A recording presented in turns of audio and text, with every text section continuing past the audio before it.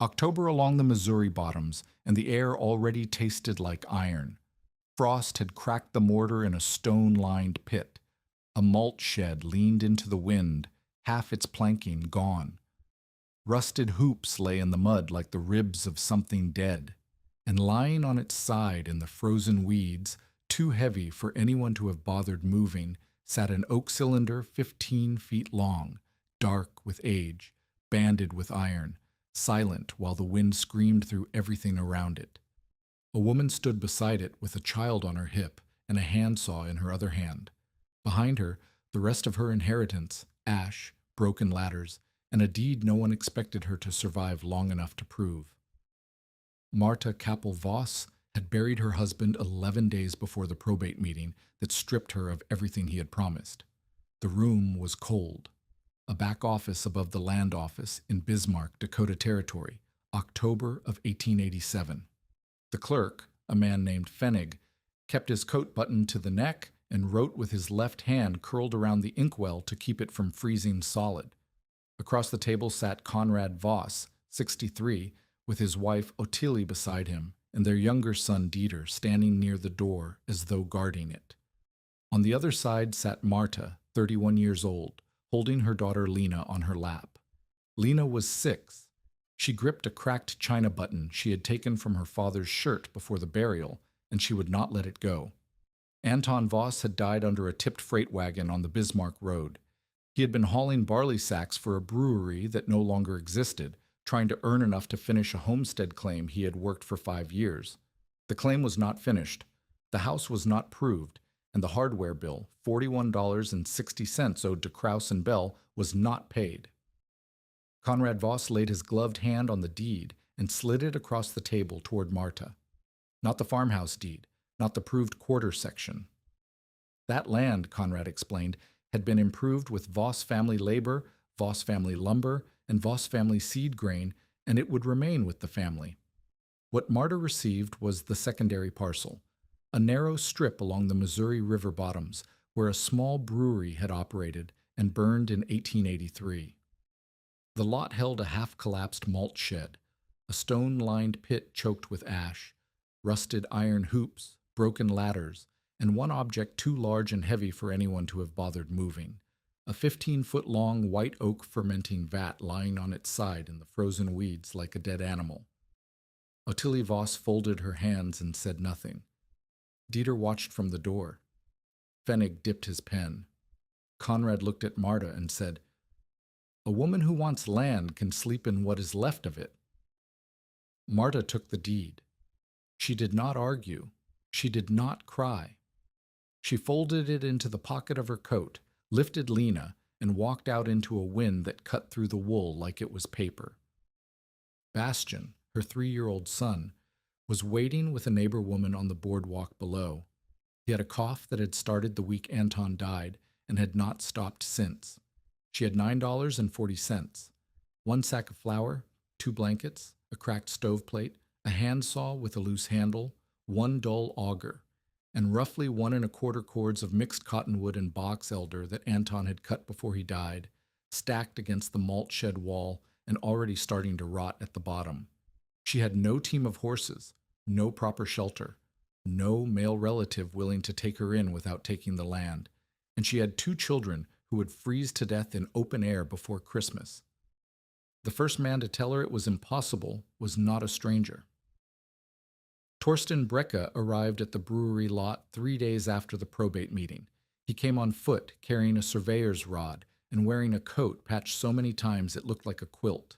Torsten was 58, Norwegian-born, a township road overseer who had built sod houses for new settlers since the boom years of 1879. He had helped dig the graves after the hard winter of 1881. He had watched women and children loaded onto eastbound trains after their husbands died or simply walked away. He did not dislike Marta. He disliked waste, and he believed that a woman with 2 small children standing in a burned-out brewery yard in October was waste in progress. He walked the lot without speaking for 10 minutes. He tested the malt shed wall with his boot and watched a section of planking fall inward. He looked at the stone-lined pit and noted the cracks where frost had already split the mortar. He picked up one of the rusted hoops, bent it, and set it back down. Then he stood in front of the vat. It lay on its side, half sunk into the mud, the oak staves darkened by weather and age. The iron bands were orange with rust, but still held. One of the circular heads had a crack running from the edge to near the boom hole. The other head was intact. Torsten tapped the intact head with his knuckle. The wood answered with a dull, dense sound. He turned to Marta, who stood behind him with Lena holding her skirt and Bastian balanced on her hip. "You have half a shed that will not stand through November," Torsten said. "You have one stoveplate with a crack I can see from here. You have maybe 1¼ cords of wood, and half of that is cottonwood, which burns like paper and heats like a rumor. A woman with children needs at least 6 cords to survive a Dakota winter in a proper house, and you do not have a proper house." Marta said, "I know the math."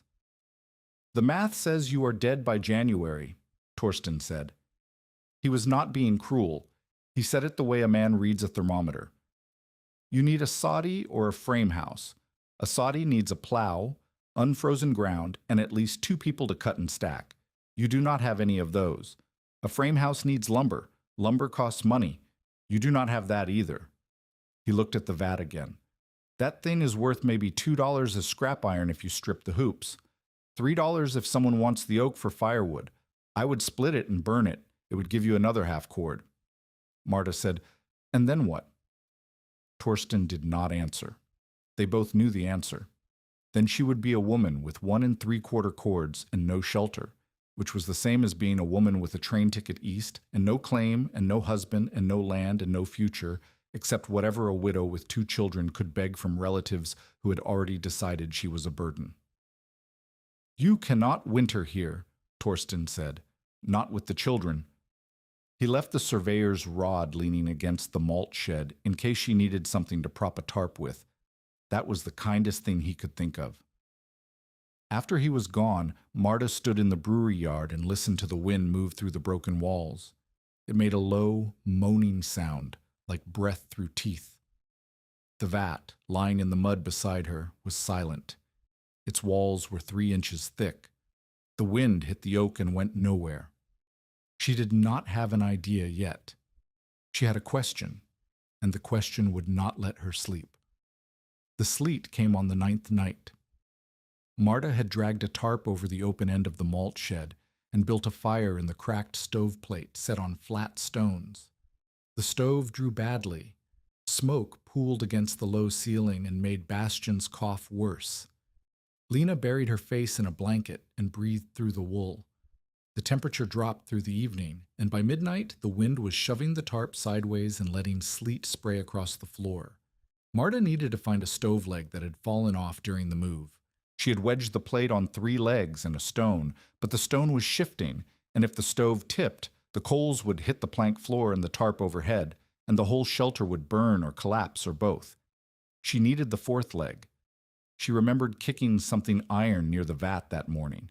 She wrapped Lena and Bastian together in both blankets, told Lena to count to 100 and then start again, and crawled out into the sleet. She found the leg half buried in mud beside the vat's lower curve. As she pulled it free, the wind gusted hard enough to make her stagger, and she put her hand against the vat's open end to steady herself. The opening was dark. She could feel the air inside, still, warmer than outside, and carrying the faint, sour-sweet smell of old malt. She crawled in. The change was immediate. Outside, the gale tore across the river bottoms with nothing to stop it. Inside the vat, the sound dropped to a low hum. The sleet was gone. The air was still. Marta held the stove leg in one hand and pressed her other palm flat against the curved wall. The oak was cold, but not the bitter, biting cold of the wind. It was the cold of something dense and patient, something that gave up its temperature slowly. She remembered her father. Friedrich Kappel had been a cooper in Sheboygan, Wisconsin. He had built and repaired barrels, tons, and vats for the German breweries that lined the lakeshore. When Marta was 9, he had taken her into the cooperage and pressed her hand against a filled beer tun. The wood was warm from the fermenting liquid inside. She could feel it humming through the staves. "Tight staves hold more than beer," he had told her. They hold pressure. They hold heat. They hold time. She had filed the words away the way children file everything, without understanding, trusting that the meaning would arrive when needed. Inside the ruined vat on a sleet-soaked night in Dakota Territory, the meaning arrived. The vat had been engineered to keep liquid inside. Coopered joints, iron hoops cinched tight, 3-inch oak walls fitted stave to stave with no gaps. That meant it also kept wind out. Every seam that once held beer now held air. The curve of the walls eliminated the corners where cold pooled in a frame house. The interior volume was a fraction of even a small cabin, which meant a tiny stove could heat it quickly. The old bunghole could serve as a vent. The circular heads could be cut for a door. She was sitting inside a shelter that no one recognized as a shelter because everyone looked at it and saw a ruined piece of brewery equipment. Firewood, scrap iron, trash. Marta saw walls. She crawled back out into the sleet, carried the stove leg to the malt shed, fixed the stove, and lay down beside her children. She did not sleep. She was doing arithmetic. The vat was 15 feet long and roughly 9 feet across at its widest interior point. If she left it on its side, chalked with stone so it could not roll, the curved bottom would serve as a floor if she laid planks across it at the widest point. The floor would be roughly 6 feet wide. Beneath the plank floor, the lower curve created a natural storage space, potatoes, kindling, a water crock, bedding rolled and kept dry. Above the floor, the curved ceiling gave enough headroom for a child to stand and an adult to sit upright or crouch. At the center, a tall person might nearly stand. It was not a house. It was a vessel. And a vessel, her father had taught her, was stronger than any house the same size, because every piece held every other piece in place. The risk was enormous. Cutting the head for a door could loosen the hoops. A stove inside a wooden cylinder could char the walls and kill them. Too little draft would poison them with smoke. Too much draft would bleed the heat and destroy the only advantage the shape gave them. The plank floor could shift on the curve. Condensation from their bodies could freeze the bedding, but every alternative was slower, colder, or impossible, and winter was not waiting for her to find a better plan. By morning, Marta had decided. She would live inside the vat. The first person to call it insane was the most practical woman Marta knew. Mercy Whitcomb came by on the 4th day after Marta began clearing the ground around the vat.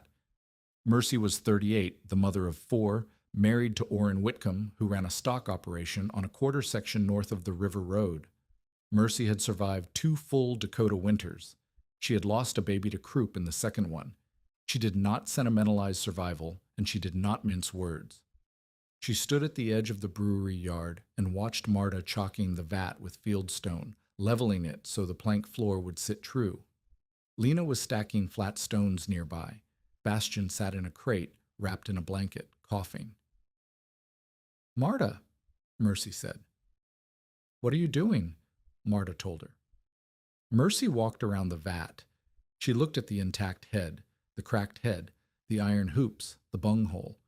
She pressed her hand against the oak the way Marta had done. Then she came back and stood with her arms crossed. "If it was meant to hold beer," Mercy said, "what happens when you put fire inside it?" "I control the draft," Marta said. "You control the draft," Mercy repeated. "In a sealed wooden barrel, with 2 children sleeping 6 feet from the stove, smoke has nowhere to go except into their lungs, and heat has nowhere to go except into the wood until the wood catches, and then you are inside a furnace lying on its side with one way out." Marta did not argue. She picked up a candle stub, lit it, and held it near the bunghole on top of the vat. Then she walked to the cracked head at the south end and wedged a board aside, opening a gap the width of her hand. The candle flame leaned. Not much, but visibly, steadily, toward the gap. "Draft exists," Marta said. "Air comes in low through a cut I will make near the floor. Smoke goes out high through the bunghole with a stovepipe. The same way any stove works, except the room is smaller, which means the air moves faster." Mercy watched the flame. She did not look convinced, but she did not leave. "The children," Mercy said. "If that stove tips, if the pipe clogs, if the wood catches at the back where you cannot reach it, you will not have time to get them out." I know, Marta said. Then why? Marta pointed at the malt shed, where the tarp was already tearing loose at one corner. She pointed at the stoveplate sitting on its crooked legs. She held up her hand with the fingers spread. $9.40, 1 sack of flour, 1¼ cords of wood, 2 blankets, a saw, and an auger. Name something better, Marta said. Name one thing I can build faster, cheaper, and tighter than what is already standing here. Name it, and I will do it instead. Mercy could not name it. She left without helping and without promising to return, but she also did not tell Marta to stop. That was more than anyone else had given her. The mockery started at Kraus and Bell Feed and Hardware on a Tuesday. Dieter Voss had come in for fencing staples. He was 29, the younger son, the one who had always expected to inherit the secondary parcel along the river road. The brewery land was close to the ferry crossing. When the railroad spur extended, that land would be worth 10 times its current value. Everyone knew this except, Dieter assumed, Marta. He told the men at the counter that his brother's widow was setting up housekeeping in a drunkard's barrel. He said it with a smile. He said it the way a man tells a joke he expects to be repeated. It was repeated. By the end of the week, children in the settlement were singing a rhyme about the barrel woman. Men driving wagons along the river road slowed down to stare at Marta, dragging scrap planks across the frozen mud toward the vat. One of them called out, asking if she was building a boat. Another asked if she was storing pickles. Ottilie Voss told women at the church sewing circle that Marta was endangering the children to spite the family. She said it with the particular sadness of a woman who wanted to help, but whose hands were tied by her daughter-in-law's stubbornness. Several women nodded. One of them brought the story to Mercy, who said nothing. Dieter arrived at the brewery yard on a Thursday afternoon with 2 men Marta did not recognize. They stood near the vat and looked at it the way men look at a dead horse, calculating what could be salvaged. $3 for the vat, Dieter said. That is more than fair for a piece of junk that has been lying in the mud for 4 years. It will at least buy you and the children a train ticket to Sheboygan. Marta was holding the handsaw. Her knuckles were raw from the cold. Lena was inside the malt shed with Bastian. The vat is not for sale, Marta said. Dieter stepped closer. Marta, be reasonable. Conrad is not going to let you prove a claim on a pile of ashes. The clerk will not record a residence in a beer barrel. By January, you will have burned through your wood, spent your money, and you will be standing in this yard with nothing. Take the $3, go east. Let the children grow up somewhere warm. The vat is not for sale. Dieter kicked one of the stone chocks. It shifted. The vat rocked slightly, a small movement, but enough to make the sound change, a low groan of oak settling against stone. A barrel rolls, Dieter said. Remember that when the wind comes. He left with the 2 men. Marta watched them go. Then she found a stone twice the size of the one Dieter had loosened, and she wedged it into the gap so tightly that she had to use the back of the auger as a hammer. She marked the ground beside each chalk with a charcoal line so she could see if the vat shifted overnight. She checked the lines every morning after that. The laughter she could survive. The interference was something else. Dieter was not simply mocking her. He was waiting. If Marta abandoned the claim, Conrad could consolidate Anton's parcel under the family name, and Dieter would have access to the river road land. Every week Marta stayed was a week Dieter could not profit.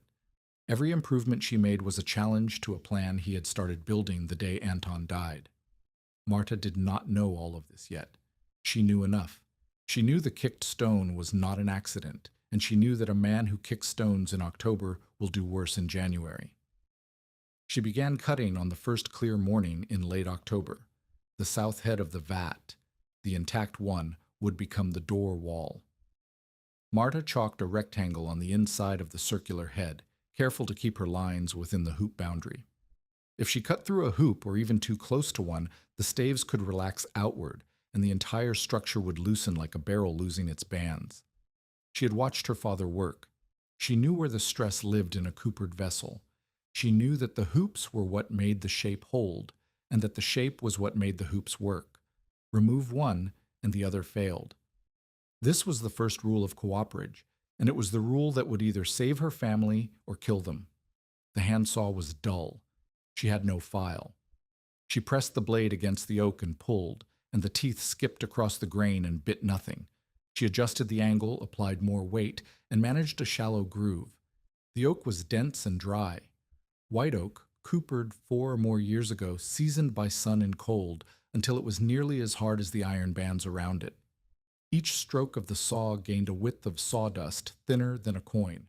By midday, she had cut 8 inches. Her shoulders burned. Her right hand had a blister that had already broken and was weeping into her glove.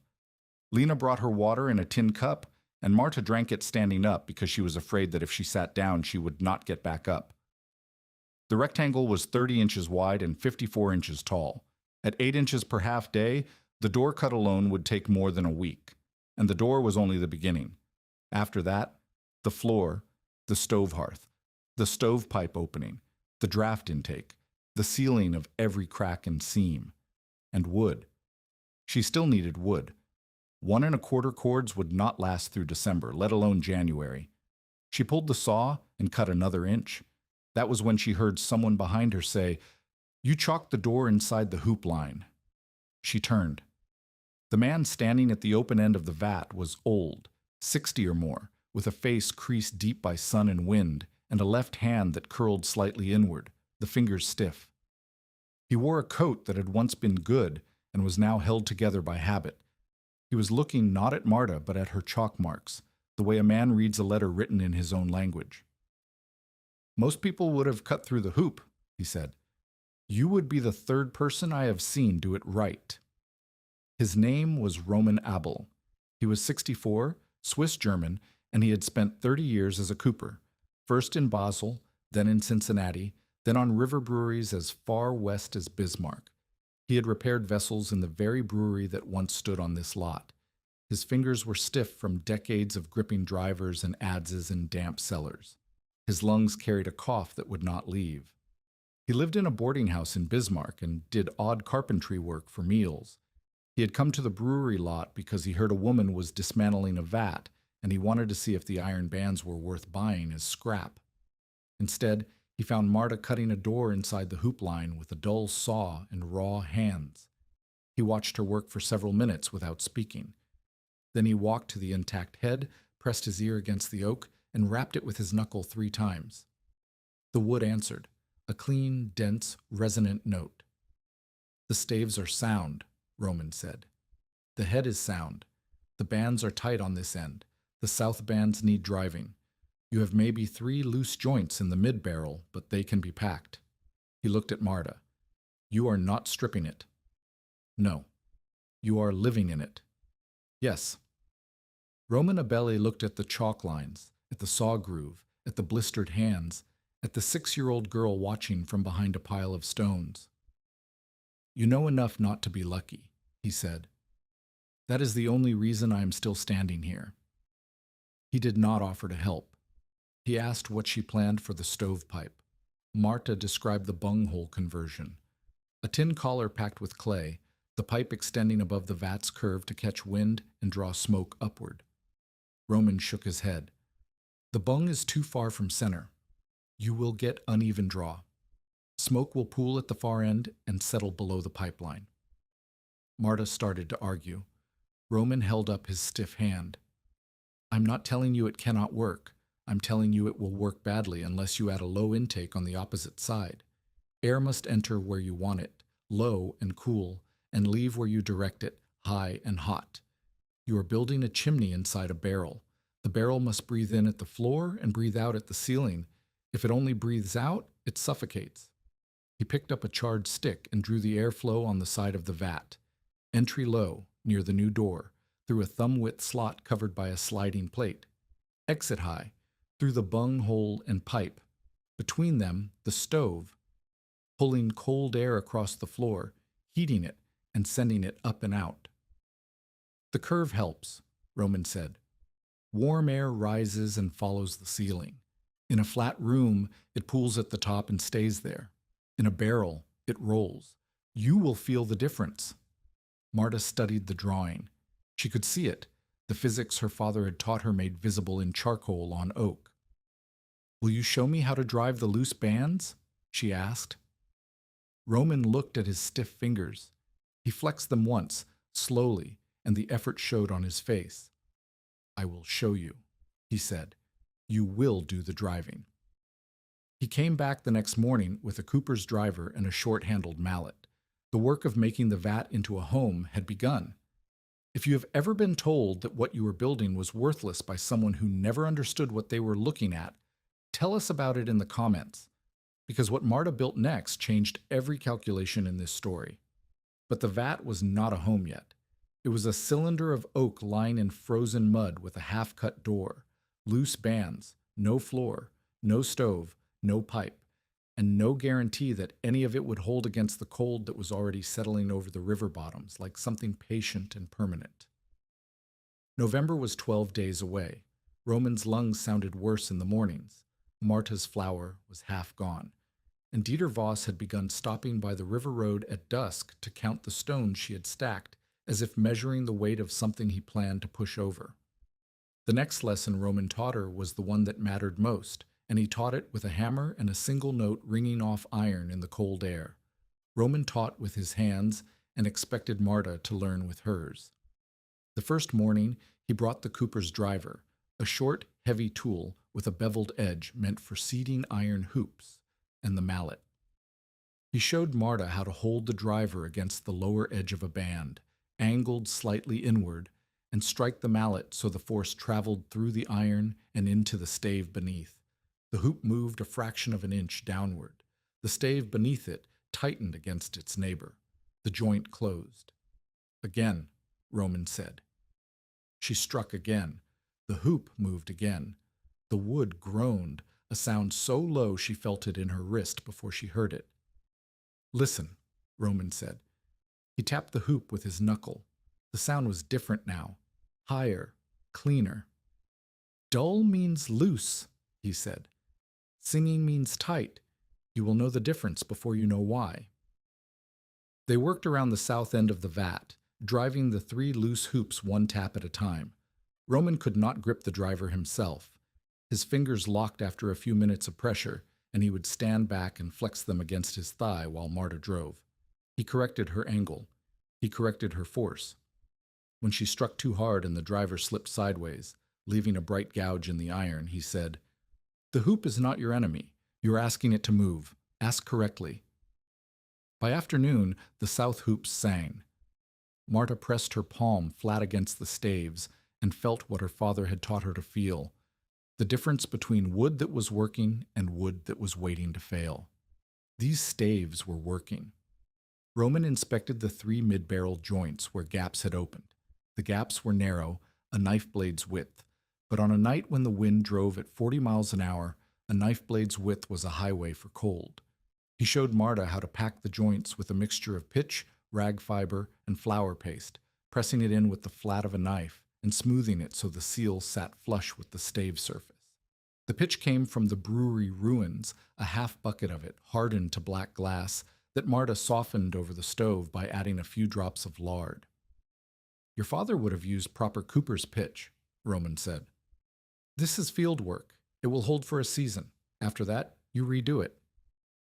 After that, I will still be here to redo it, Marta said. Roman looked at her.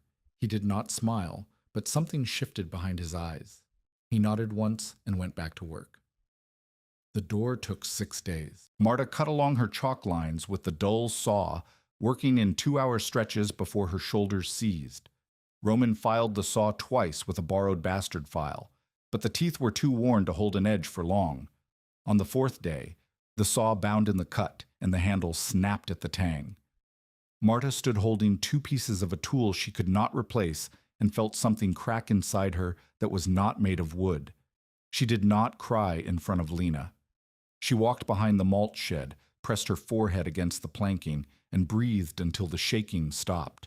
Then she came back, split a piece of scrap oak for a new handle, bound it to the tang with wire and rag, and resumed cutting. Roman watched this without comment. Later he said, "The best coopers I worked with broke more tools than the worst ones. The worst ones never pressed hard enough to break anything." On the 6th day, The rectangle of oak fell inward with a sound like a book closing. Marta caught it before it hit the ground inside the vat.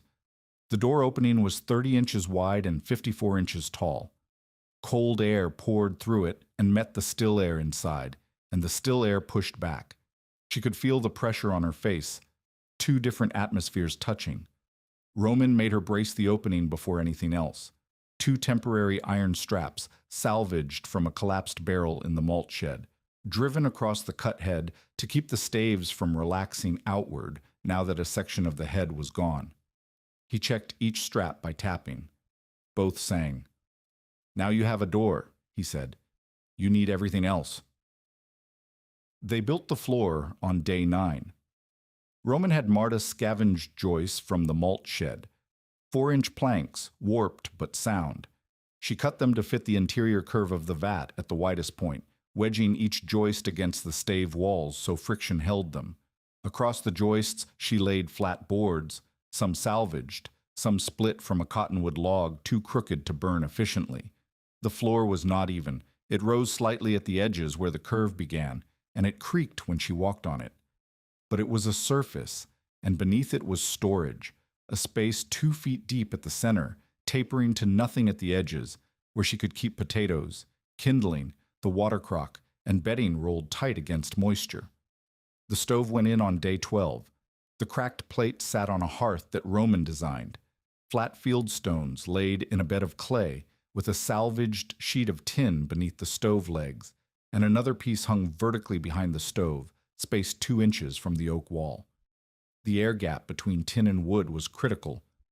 Roman made Marta hold her hand in the gap to feel the convection, warm air rising between the surfaces, carrying heat upward and away from the wood instead of into it. "Fire separation," Roman said. "The tin reflects heat inward, toward the room. The air gap carries the rest upward.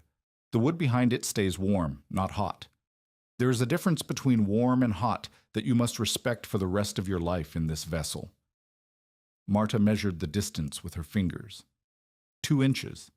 She marked it with charcoal on the wall, a line the children were never to push bedding past. She would add more lines as the stove settled. The vat would become a map of safe distances, every mark a lesson learned before it needed to be learned the hard way. The stovepipe was the problem. Roman converted the bunghole into a pipe passage using a collar cut from a tin bucket, packed around with clay and pressed tight against the oak. The pipe, a single section of rusted stovepipe Marta had found in the malt shed, extended 18 inches above the vat's curved surface. It was not enough. The wind at ground level along the river bottoms was fierce enough to drive downdrafts into a short pipe, which is exactly what happened on the first test fire. Smoke rolled into the vat within minutes. Marta pulled the children out, coughing, her eyes streaming. She stood in the cold and looked at the pipe and knew what was wrong but not how to fix it. She had no more pipe. She had no money for pipe. The stove was useless without draw, and the draw was useless without height. Roman said nothing for a long time. Then he said, "How much do you need the shawl?" Marta's wedding shawl was the only object of value she had not calculated as a survival tool. It was German-made wool, dark blue, embroidered at the edges by her mother. She had worn it at her wedding and at Anton's funeral. It was folded inside the vat, under the floor, wrapped in a cloth. She traded it at Kraus and Bell for 3 lengths of stovepipe. The clerk's wife, who handled the barter ledger, gave her 4 lengths instead of 3 because she had daughters of her own, and because the shawl was beautiful. Marta carried the pipe back to the vat, and she and Roman extended the stack to nearly 4 feet above the roofline. The next test fire drew clean. Smoke climbed the pipe and vanished into the gray sky. The interior of the vat began to warm. Lena pressed her hands against the oak wall and said, "It is like being inside something alive." Roman heard her and said nothing, but Marta saw him touch the wall himself. The old cooper's gesture, the flat palm reading the wood. The rain freeze hit on day 14. A warm front pushed through overnight, and the temperature rose just enough to melt surface ice, then plunged before dawn. Every surface glazed. The vat door, A plank door Roman had hung on leather hinges cut from a harness strap froze shut. Marta could not open it from inside. She kicked it until her foot ached, then heated water on the stove and poured it along the seam until the ice cracked. They lost an hour of work and most of the morning's warmth. Roman used the incident. "You need a door that does not seal itself shut," he said. He showed her how to set the hinge pins slightly loose so the door could flex, and how to rub tallow along the edge where wood met wood so ice could not grip. That night, Bastian's cough turned deep and wet. Marta held him against her chest and listened to the sound of fluid moving in his lungs. She had no medicine. She had no money for a doctor. She heated water on the stove and held his face over the steam, the way her mother had done for croup, and she bargained with whatever was listening. Not the children. Take the vat, take the land, take me. Not the children. By morning, the cough had loosened. Bastian ate a piece of bread soaked in warm water and asked for more. Marta gave him half of hers. Roman arrived late that day. He walked slowly, and his cough was worse, a deep barking sound that came from somewhere below his ribs. He did not mention it. He picked up the mallet and said, "Today we do the draft intake." The low intake was a rectangular hole, 3 inches tall and 5 inches wide, cut through the lower stave wall on the side opposite the stovepipe. Over it, Roman fitted a sliding plate of scrap tin held in a groove cut into the wood. Open it wide, and cold air rushed in at floor level, feeding the stove and creating a strong draw up the pipe. Close it, and the airflow slowed, the fire banked, and the heat lingered inside the curved walls. Between full open and full closed, there were 100 positions. Marta would learn them the way a sailor learns a tiller, by feel, by temperature, by the sound of the fire. "You are not tending a stove," Roman said. "You are steering a ship. The air is the current. The fire is the engine. The walls are the hull. If you understand the current, the ship sails itself."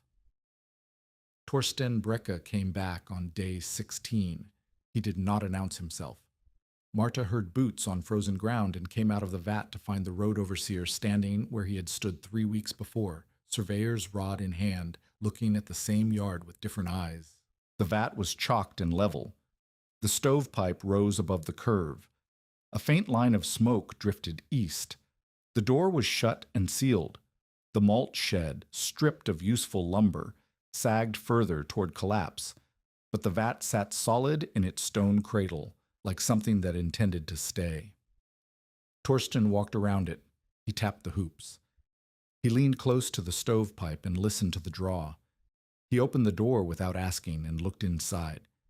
At the plank floor, the small stove, the tin fire shield, the storage beneath, the blankets hung as an inner curtain to block draft from the door seam. He came back out and closed the door carefully. "It is warm," he said. The words sounded surprised. "It is warm," Marta agreed. "It is not a dwelling." "It keeps my children alive." Torsten said nothing for a moment. Then, "The clerk will not record a residence claim for this. It has no foundation, no framing, no measurements a surveyor can certify. It is a piece of brewery equipment lying on the ground." Roman, who had been sitting on a stone near the malt shed sharpening a chisel, said without looking up, "It is a vessel." Torsten turned. "What?" "It is not a barrel," Roman said. "It is not a shack. It is a vessel. Measured, coopered, hooped, floored, heated, vented, and occupied. A vessel has specifications. Measure the specifications. The clerk will have what he needs." Torsten looked at Roman, then at Marta, then at the vat. He did not agree. He did not refuse. He wrote nothing down. He picked up his surveyor's rod and left. But he did not say it was impossible.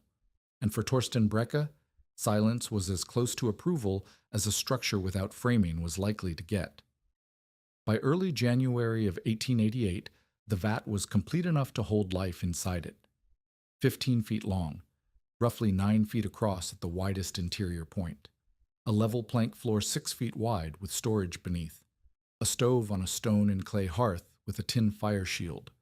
A stovepipe extending 4 feet above the curved surface. A low draft intake with a sliding tin plate. A plank door hung on greased leather hinges. A blanket curtain inside the door. A charcoal line on every wall marking the distance past which no bedding, no clothing, no child's hand could go. Marta had hung a second blanket from the curved ceiling to divide the sleeping area from the stove area. She had fitted a shelf, one board, wedged between staves, where she kept the flour, a tin of salt, a crock of lard, and the last 4 candle stubs. The water crock sat near the stove to keep it from freezing. Beneath the floor, 3 small sacks of potatoes traded for labor, split kindling sorted by thickness, Bastian's extra shirt wrapped in cloth, and the cracked china button Lena had finally agreed to store somewhere safe. On a still night at 5 degrees below zero, Marta tested the system. She burned a small armload of split cottonwood from dusk to midnight, roughly a quarter of what Mercy's household burned in the same hours in their framed farmhouse. The interior near the stove reached shirt-sleeve warmth. The far end stayed cool, but livable under blankets.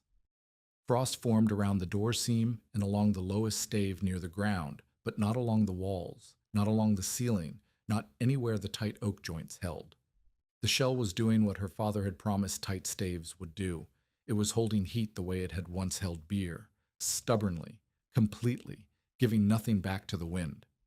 Mercy came on a Sunday and stayed for an hour. She brought a pot of soup and sat on the plank floor with her knees drawn up, looking at the curved walls, the warm oak, the fire glow on the tin shield.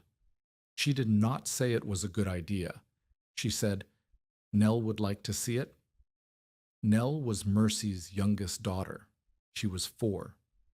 Torsten came once more and measured the interior with a knotted string. He wrote the numbers in a ledger and said nothing about whether they would satisfy the clerk, but he wrote them down. Roman came less often now.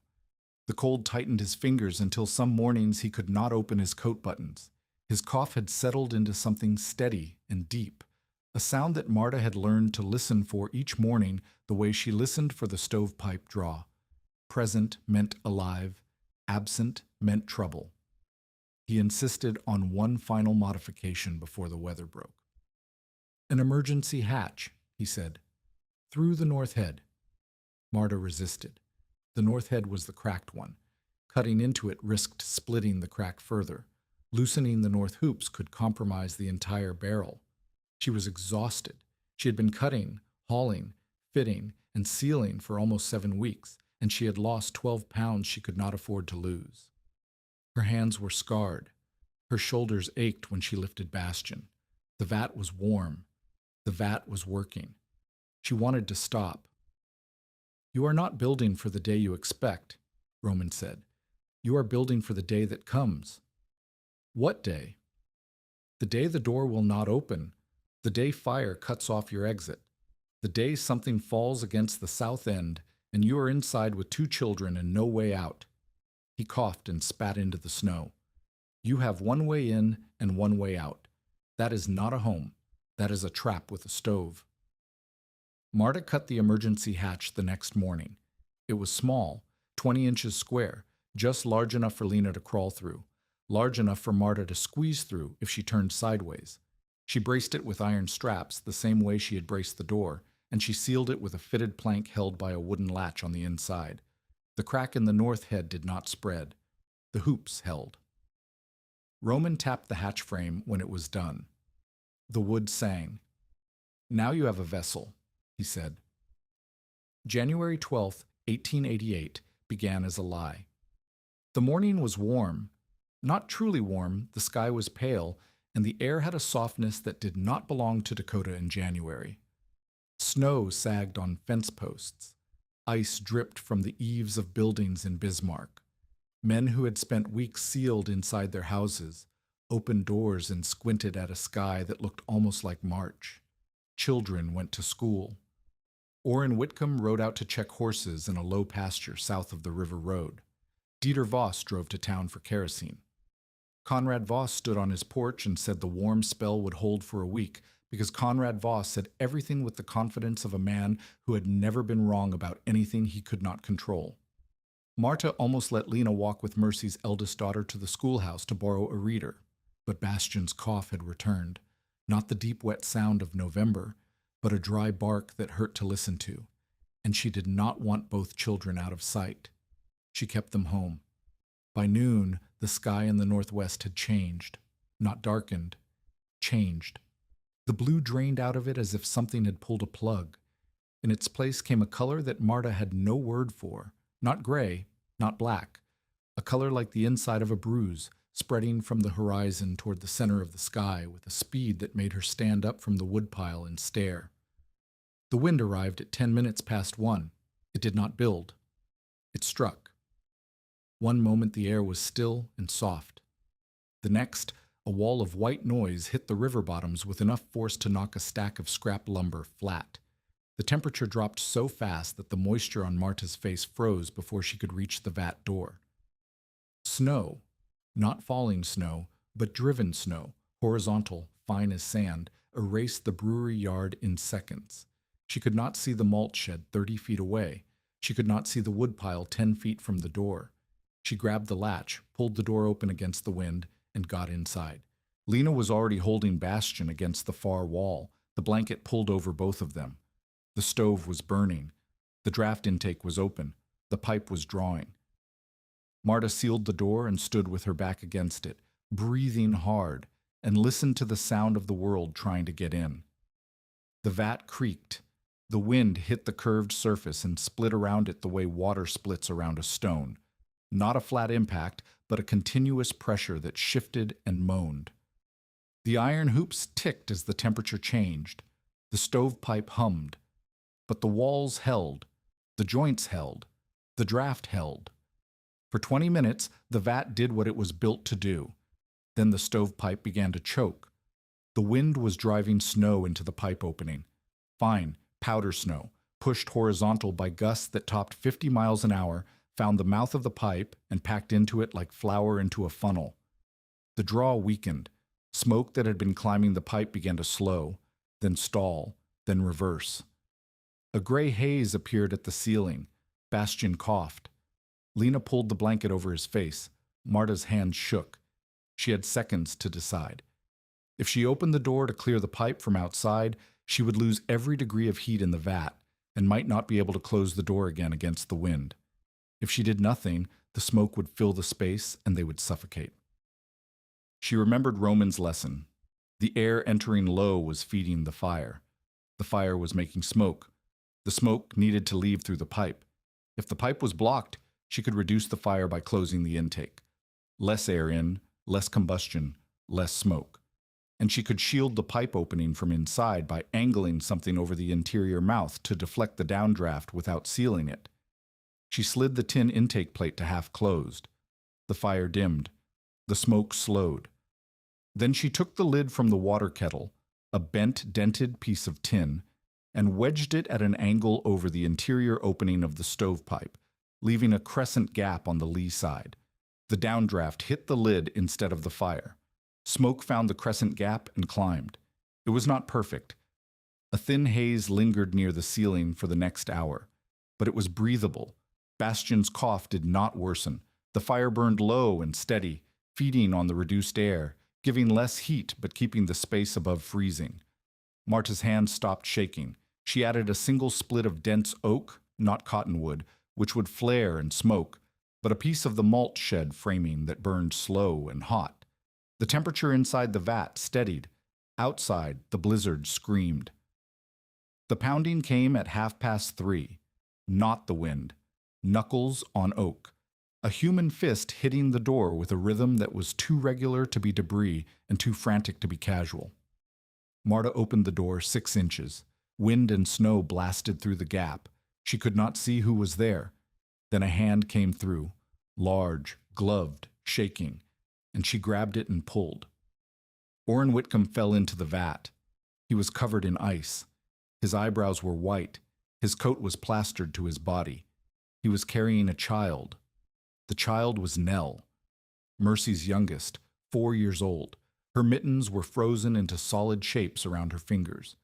Her face was the color of a candle. She was not crying. Orrin dropped to his knees on the plank floor and held Nell out to Marta the way a man holds something he is afraid of breaking. "Found her on the road," he said. His voice was raw and strange. "Mercy sent her with the older girl to the schoolhouse this morning. The older girl made it. Nell did not." Marta took Nell and pressed the child against her body. Nell's skin was cold through her clothes. Marta pulled the blanket from her own shoulders and wrapped it around the girl, then moved her close to the stove. Not too close. Not against the tin shield, but within the radius where the air was warm. Lena pulled Bastian to the far end without being told. Orrin collapsed against the wall, breathing in gulps that made ice crystals fall from his mustache. The door was still open. 6 inches of gap. Heat poured out. Snow poured in. The floor was already wet. Marta lunged for the door. As she grabbed the edge to pull it shut, she saw a shape in the white beyond Orrin's shoulder. Not a post, not a tree. A human shape, standing in the full force of the blizzard, not moving toward the door, not calling out, just standing there as if waiting for permission to exist. If you are invested in what happens next, hit subscribe now, because the choice Marta makes in the next 30 seconds changes every relationship in this settlement. Stay with us. The shape was Dieter Voss.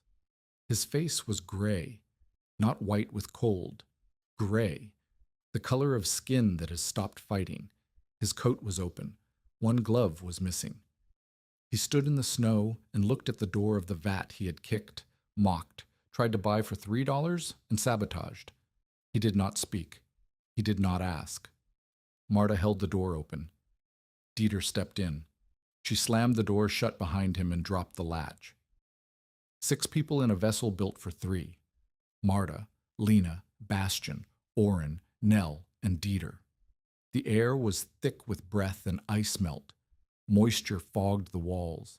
The temperature dropped 12 degrees in the 30 seconds the door had been open. Lena's teeth chattered. Bastian curled into a ball. Nell had not moved. Marta did not have time for the weight of what had just happened. She had a stove, a limited supply of wood, 6 bodies producing heat and moisture, and a blizzard that showed no sign of ending. She went to work. First, the fire. She opened the draft intake to 3/4 and added 2 splits of cottonwood, fast burning, to raise the temperature quickly. The vat needed heat now, not efficiency. She would pay for the wasted wood later. Second, the moisture. 6 people breathing in a sealed oak cylinder would turn the air to fog within an hour.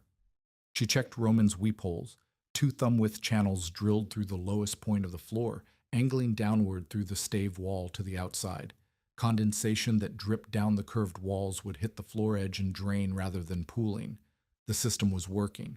Water beaded on the inner wall, ran down the curve, found the channel, and vanished. Third, the bodies. She arranged them by need. Nell closest to the stove, wrapped in both blankets. Bastian beside Nell, sharing warmth. Lena on the other side of Bastian. Orrin against the wall, still shaking but conscious.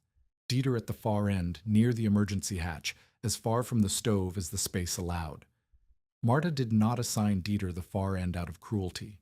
She assigned it because the far end was coldest, and Dieter was the largest body and the most recently exposed. If he began to warm too fast near the stove, the blood returning to his frozen hand could cause damage. Slow warming from body heat and radiated oak was better. She knew this from winters in Wisconsin, when her father brought frostbitten apprentices into the cooperage and set them by the wall, not the forge. Dieter said nothing. He sat where she pointed and put his bare hand under his arm and stared at the curved ceiling with the expression of a man who had just walked into a place he had tried to destroy. The hours passed in a rhythm dictated by the stove. Every 45 minutes, Marta fed the fire. She used the floor storage system, dry slivers first to catch flame, then denser splits to hold it. She never overfed. 1 piece at a time, gauged by the sound of the draw. When the pipe hummed high, the fire was pulling hard, and she could add a thicker piece. When the hum dropped, she backed off and let the coals build. She monitored the tin shield. Warm to the touch. Correct. Hot to the touch. Too close. Too much fuel. pull the intake plate down. She checked the weep channels every hour by running her finger along the floor edge. Wet meant working, dry meant blocked. She cleared a blockage once at the north end, where ice had formed in the channel mouth. She poked it free with a nail. At 9 in the evening, Nell opened her eyes. She looked at the curved walls, the amber firelight on the oak, and said, "Where is the sky?" Marta said, "Outside. It will be there in the morning." Nell's fingers were swollen but not black. Oren wept when he saw the color returning. He turned his face to the wall so the children would not see, but Lena saw, and she reached across Bastian and put her hand on Oren's arm without saying a word. At midnight, the wind was still screaming. Marta had burned through less wood in 12 hours than the Whitcomb farmhouse burned in 4. She knew this because Oren told her. He said Mercy had been feeding the stove all day, splitting furniture when the woodpile ran low, stuffing rags into cracks that should have been sealed in November. Their house had more rooms, more windows, more doors, more seams, more surface area losing heat to the wind. Bigger was colder. More was less. Across the field, in the Voss farmhouse, Conrad and Ottilie were learning the same arithmetic. The house had 4 rooms. They were heating all of them because that was what you did in a proper house. The windows frosted from the inside. Wind found the gap under the north door and pushed cold air across the floor like water. Ottilie stuffed rags, then towels, then a tablecloth into the cracks. Conrad tore apart a chicken crate, then a shelf, then the frame of a mirror. They burned through wood the way a drowning man breathes, fast, panicked, never enough. In the morning, old Mr. Kessler, a bachelor who lived in a plank claim shanty a quarter-mile east, was found 20 yards from his own door. He had gone out to retrieve firewood from a stack he kept beside the house. The stack was 10 steps from the door. He never found his way back. The blizzard was so thick and so violent that 10 steps became 10 miles, and Kessler walked in circles until he stopped walking. Marta heard about Kessler later. When she did, she looked at the emergency hatch that she had not wanted to cut, and she thought about Roman standing in the cold with his stiff hands and his bad lungs, saying, "You are building for the day that comes." The day had come. The hatch had not been needed yet, but it was there, and Mr. Kessler's door had been there too, 10 steps from his woodpile, and it had not been enough. Daylight came without color.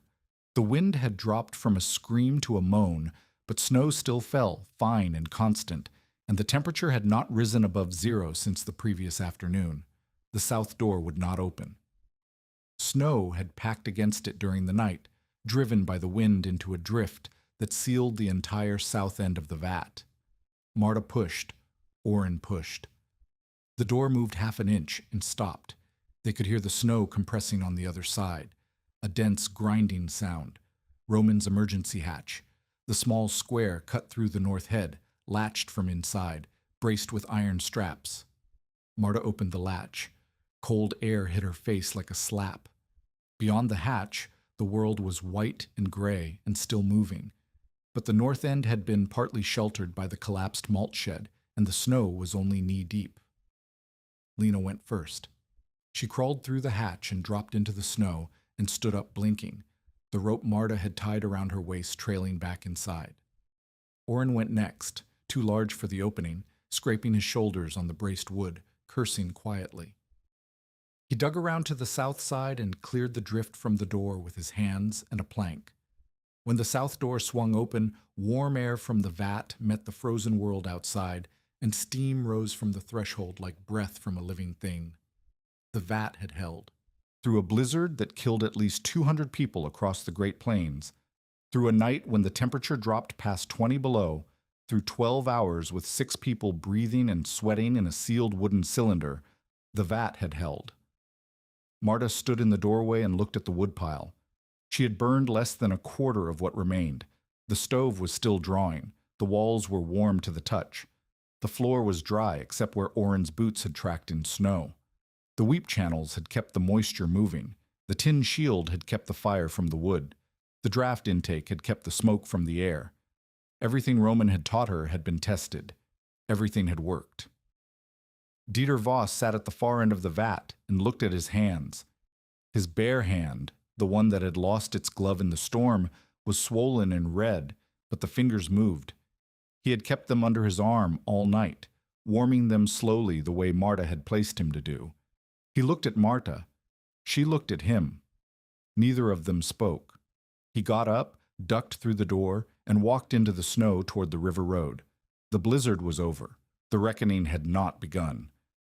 Torsten Brecke arrived on snowshoes the morning after the blizzard, expecting to recover bodies. He had spent the night in his own sod house, which had held sapursaas, sod walls 2 feet thick, low ceiling, a door he had sealed with straw bales and a horse blanket.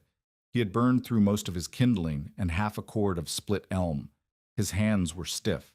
His water crock had frozen despite sitting 2 feet from the stove. He had not slept. He came to the brewery lot because he assumed Marta and the children were dead, and because he was the township road overseer, and because dead settlers required paperwork he did not want to file but would not avoid. What he found was the stovepipe still trailing a thin line of smoke into the pale morning air. He stopped at the edge of the yard and stared at it for a long time. Then he walked to the south end, where Orrin had cleared the drift from the door, and knocked. Marta opened the door. Behind her, Torsten could see Lena sitting on the plank floor braiding Nell's hair. Bastian was asleep under a blanket. The stove was burning low. The air that came through the open door was warm, not hot, not stifling, but the steady, habitable warmth of a space that had been heated all night by someone who understood exactly how much fuel to use and when to use it. Torsten stepped inside. He did not remove his hat. He looked at the walls, the floor, the stove on its stone hearth, the tin fire shield, the weep channels, the draft intake with its sliding plate, the emergency hatch at the far end. He ran his hand along the curved oak wall the way he would run his hand along a foundation, testing, measuring, judging. Then he looked at the woodpile stacked beneath the floor and beside the door. He counted. His lips moved. "How much did you burn last night?" he asked. "From noon yesterday to now," Marta said. "Maybe an eighth of a cord, perhaps a little more. I was not measuring. I was keeping 6 people alive." 6. Orrin Whitcomb, Nell Whitcomb, Dieter Voss, my children, myself. Torsten's face changed. Not dramatically. He was not a man who wore his reactions on the surface. But something shifted behind his eyes the way a stone shifts when frost finally loosens the ground beneath it. "I counted wrong," he said. He said it quietly, not to the room, not to make a point. He said it the way a man corrects an error in a ledger, plainly because the numbers did not lie and he had read them wrong. Marta did not respond. She did not need to. The vat had answered for her. Later that morning, Torsten returned with a knotted string and the clerk's survey form. He measured the interior.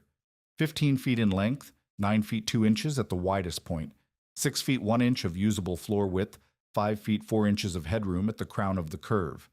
He noted the stove, the pipe, the draft system, the emergency exit, the flooring, the storage. He wrote it all down in a hand that was steady despite the cold. At the bottom of the form, in the space marked structure type, Torsten wrote, "Enclosed habitable vessel, coopered oak, iron hooped, heated, ventilated, with primary and secondary egress." He did not call it a house. He did not call it pretty. He called it sound. He signed the form and carried it to the clerk's office himself. Mercy came next. She came the day after Torsten's visit, not with soup this time, but with questions. She brought Nell, whose fingers had healed without blackening, and her eldest daughter, who had made it to the schoolhouse before the blizzard hit and spent the night there with the teacher and 11 other children huddled around a single stove. Mercy stood inside the vat and turned slowly, looking at every surface. She touched the tin fire shield. She opened and closed the draft intake. She crouched and looked at the weep channels, then straightened and looked at the blanket curtain dividing the sleeping area from the stove. She pressed her palm against the oak wall and held it there for 10 seconds.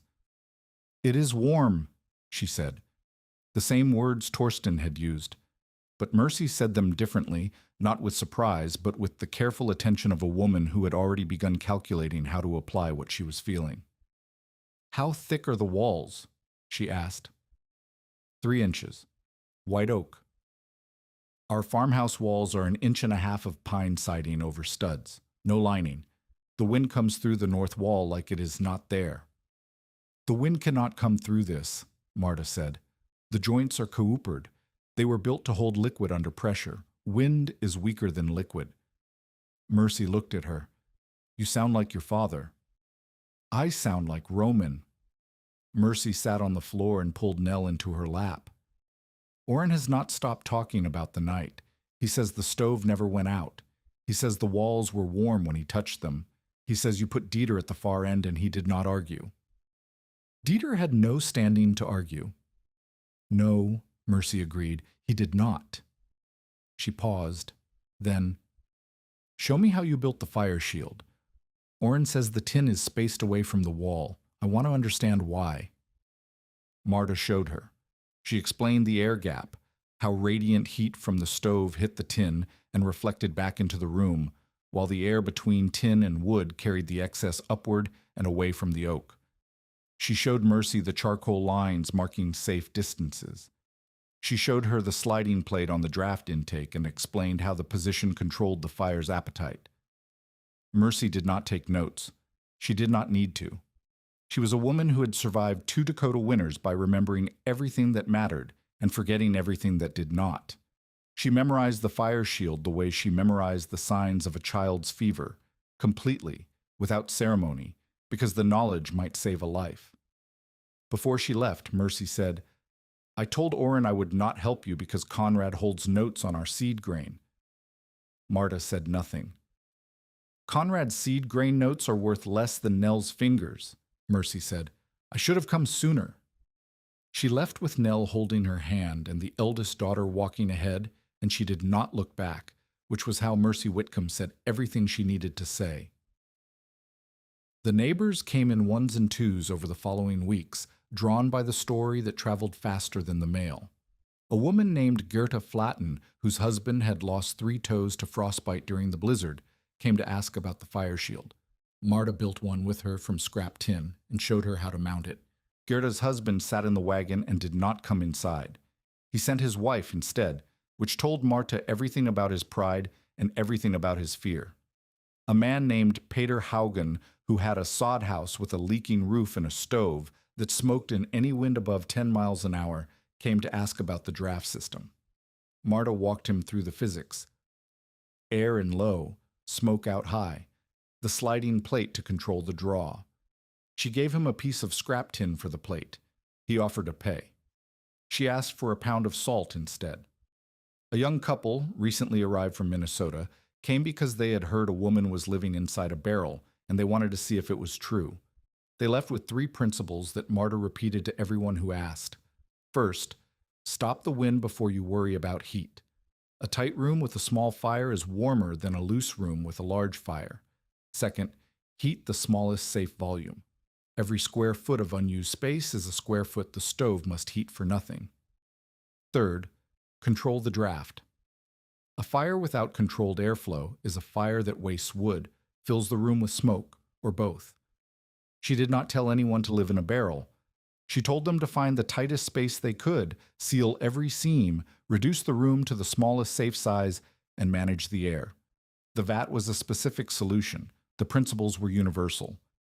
Not everyone listened. Some came, looked at the vat, shook their heads, and left. One man told Marta that he would rather freeze in a proper house than survive in a barrel, and Marta said, "That is your choice," and let him go. She had learned from Roman that a lesson offered to someone who did not want it was a lesson wasted. But enough people listened. Enough people saw the woodpile that had barely diminished while their own piles were stripped to stumps.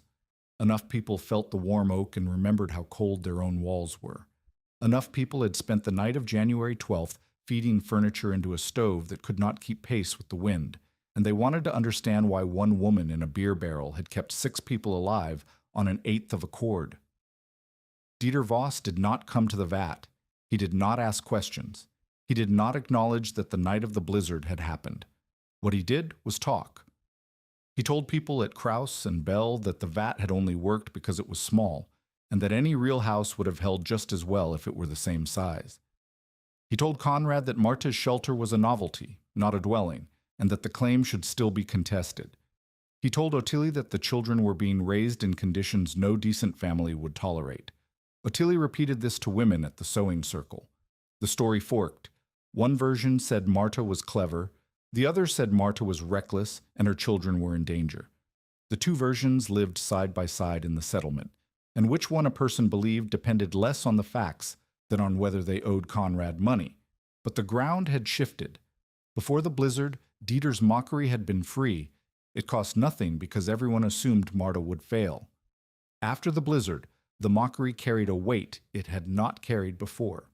People who had spent that night in terror, who had burned their furniture, who had heard about Mr. Kessler frozen 20 yards from his own door, did not laugh the same way at a woman who had kept 6 people alive in the cold.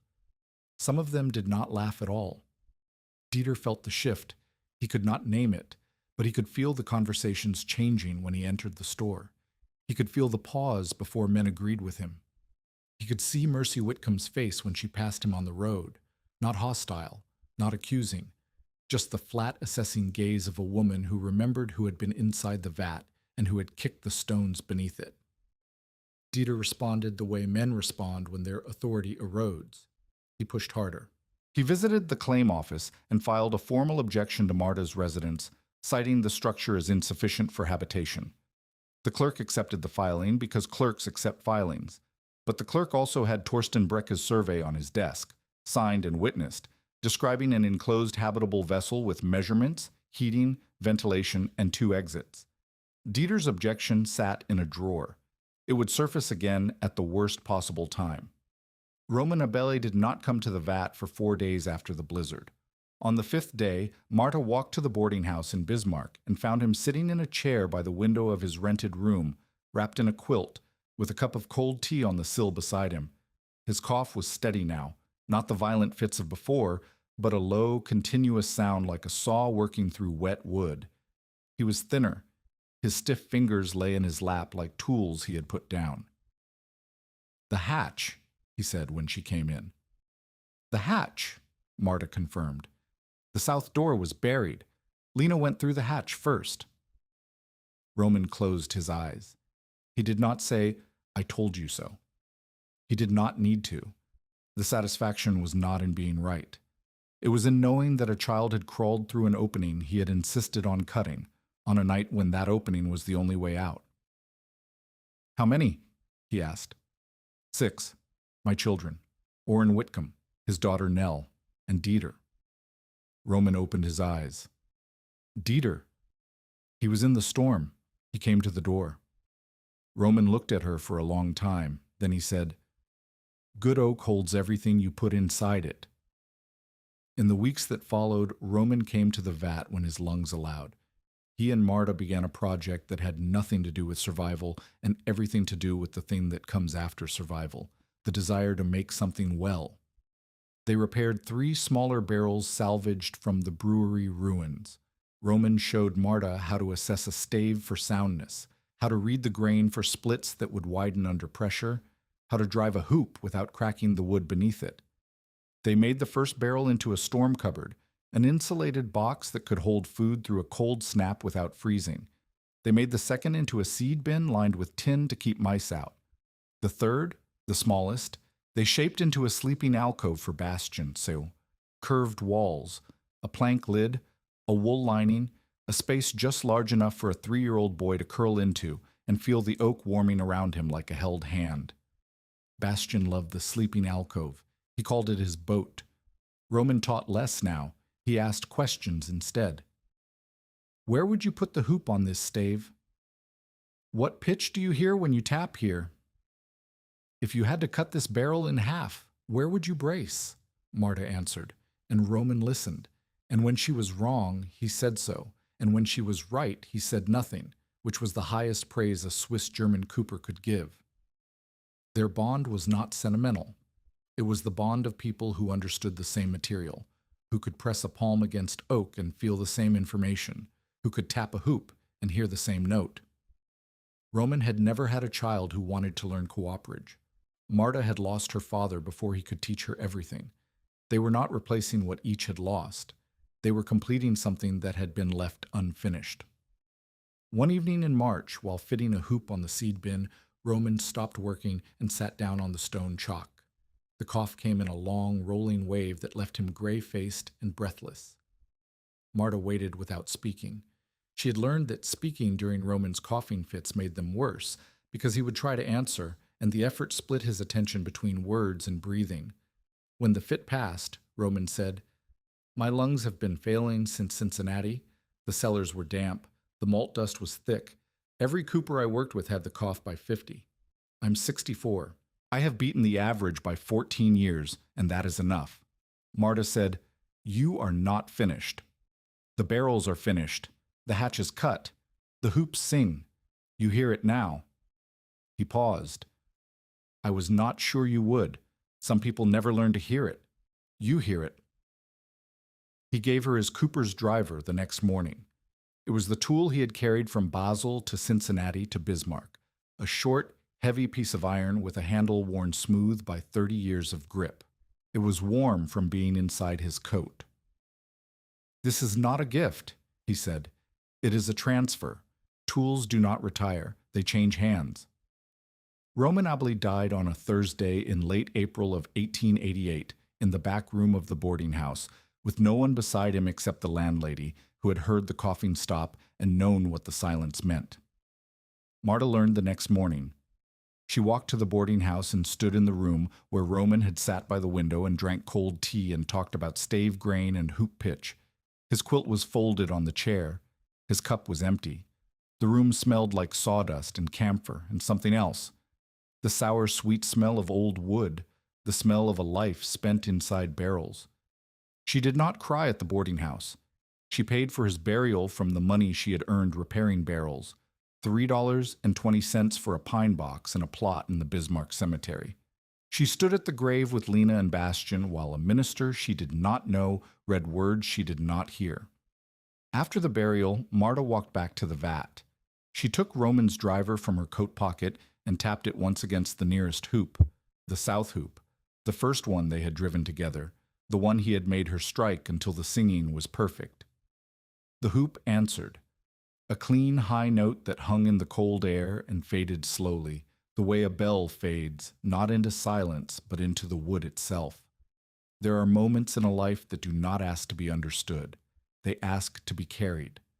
Marta carried the sound of that hoop for the rest of her life, not as memory, not as grief, but as proof that tight staves and true iron could hold something no one else could see. She put the driver in her coat pocket where Roman had kept it. She went inside. She fed the stove. She held Bastian until he fell asleep. And then she sat in the quiet of the curved oak walls and listened to the wind outside, which no longer sounded like a threat. It sounded like weather, and weather could be managed. The secondary crisis came in November of 1888, 10 months after the blizzard, and it came not to the vat but to the schoolhouse. An early cold snap, not a blizzard, not the killing wall of January, but a fast drop from mild to bitter on a day when children were in class and parents were scattered across the settlement doing work they had postponed during the mild spell. The temperature fell 25 degrees in 3 hours. The wind picked up from the northwest. Ice formed on standing water by noon. The schoolhouse was a frame building, 16 by 20 feet, with a single stove at the center and windows on 3 sides. The teacher was Alma Rusk, 26, a thin woman from Michigan who had come west on a teacher's contract and found a building that was better suited for storing grain than educating children. The walls were single-layer pine. The windows had gaps where the putty had cracked. The north door did not close completely. The stove was adequate for a mild day and useless for a cold one.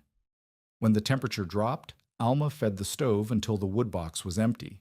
She sent the oldest boy, Mercy's son, 12 years old, to bring more wood from the pile behind the building. He came back with an armload and a report. The wood pile was mostly green elm that would smoke more than burn. and the wind was packing snow against the north wall.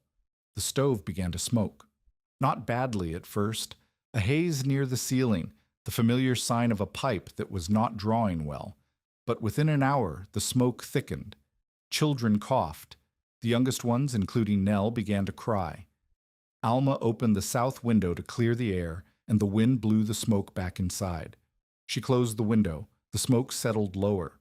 Alma was not incompetent. She was experienced with stoves in classrooms and children, but she was experienced with Michigan stoves in Michigan buildings, where the walls were double-layered and the windows sealed and the woodpile was dry oak. She was not experienced with a Dakota cold snap in a building that had been constructed cheaply and maintained by no one. Someone rode to the river road to find help. The someone found Marta. Marta arrived at the schoolhouse on foot, carrying nothing except Roman's driver in her coat, and the knowledge that Roman had put inside her hands and her ears. She walked in and stood for 10 seconds, looking at the stove, the pipe, the walls, the windows, the children. 12 children, Alma, and smoke. She cleared the stovepipe first. She went outside, found a long stick, and rammed it up the pipe from outside. A plug of creosote and ice fell into the stove. The draw improved immediately, not perfect, but enough to pull the worst of the smoke upward. Then she controlled the intake.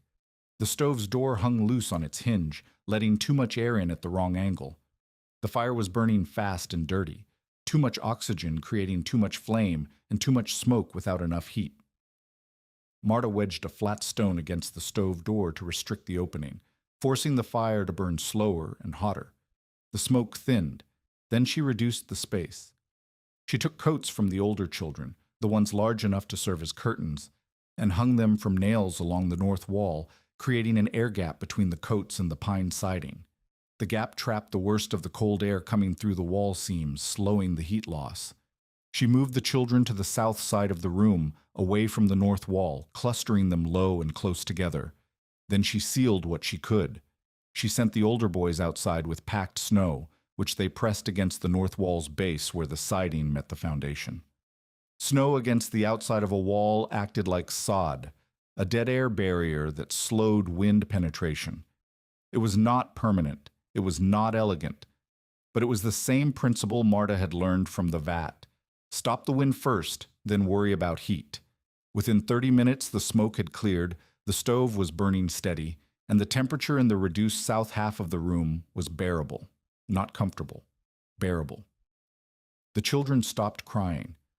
Alma stood by the stove with her hands pressed flat against the iron and watched Marta work with the expression of a woman who had just learned that everything she thought she knew about heating a room was incomplete. "Where did you learn this?" Alma asked. "From a cooper," Marta said. "And from a barrel." Alma did not laugh. She had heard the story of the blizzard night. Everyone had. But hearing it was different from watching Marta walk into a smoking schoolhouse and make it livable in 30 minutes using a stick, a stone, some coats, and packed snow. If this story reminds you that the people others dismiss are sometimes the ones worth listening to most, share it with someone who needs to hear it, because what Marta built was never about a barrel. It was about understanding what everyone else overlooked. The schoolhouse crisis was not dramatic. No one died. No one nearly died. The cold snap passed in 2 days, but something changed in the settlement's understanding of Marta Kappel-Voss. Before the schoolhouse, she was the woman who had survived one extraordinary night in an extraordinary shelter. After the schoolhouse, she was the woman who could walk into an ordinary building on an ordinary cold day and make it work. The first was a story. The second was authority. Dieter Voss heard about the schoolhouse from 3 different people within a week. Each time the story grew slightly, not in exaggeration but in detail, as people added what they had seen and felt and understood. The detail that traveled farthest was not anything Marta had done. It was what Alma Rusk said afterward, when a neighbor asked her whether the schoolhouse could handle another cold snap. "Ask Marta Voss," Alma said. "She is the one who knows how buildings breathe."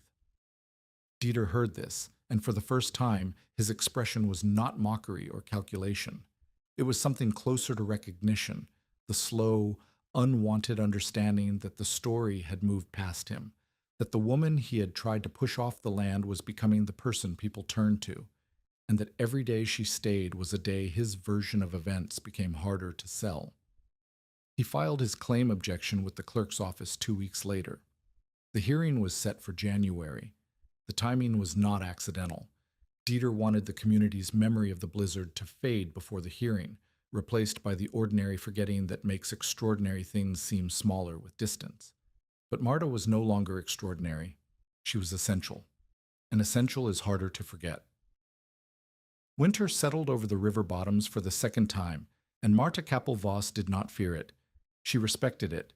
She prepared for it the way Roman had taught her to prepare, not by hoarding, but by understanding. She knew exactly how much wood the vat consumed per day, at 10 below, at 20 below, at 30 below. She knew which splits burned clean and which smoked. She knew the sound the draft intake made when the wind shifted from northwest to north, and she knew how far to slide the tin plate to compensate. She knew the temperature of the oak wall by touch.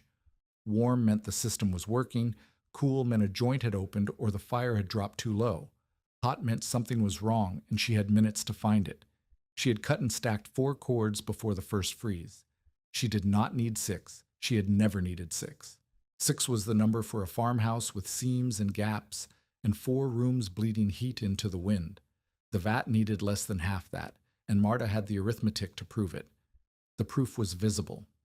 Anyone walking past the brewery yard could see 2 wood piles, the one Marta had stacked in October, still tall and solid, and the stumps and splinters that marked where neighbors' piles had stood before the blizzard stripped them. The comparison was not subtle. It sat in the landscape like an argument no one could answer.